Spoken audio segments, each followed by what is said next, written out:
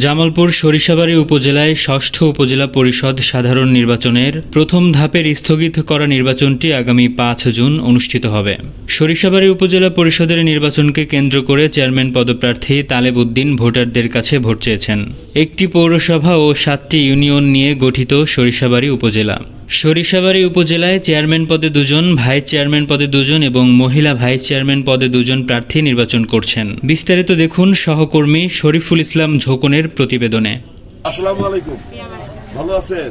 আমি মোহাম্মদ তালেব উদ্দিন। এটা ভোট চাই, দোয়া চাই, আপনাদের সেবা করার সুযোগ চাই। আসসালামু আলাইকুম। ভোট চাই, দোয়া চাই। আমি একজন সেবক হিসেবে জনগণের কল্যাণে যতটুকু আমার সাধ্য আছে এবং সরকারের তরফ থেকে যতটুকু আর্থিক সহায়তা এবং প্রশাসনিক সহায়তা আমাকে দিবে, আমি আমার সমস্ত কিছু দিয়ে হলেও আমি বঙ্গবন্ধুর স্বপ্নকে বাস্তবায়ন করার জন্য আমি চেষ্টা করব আমার জীবন দিয়ে। নির্বাচনের মাঠেই যেন প্রতিটা ভোটের রেজাল্টটা যেন আমার পুলিং এজেন্টকে দেওয়া হয়, এটা আমার মূল আবেদন। পরবর্তীতে এটা খুঁজে পাওয়া যায় না, অনেক অভিযোগ এগুলো অনেক কোর্ট কাছারি পর্যন্ত গড়ায়, সেটা যেন না হয়।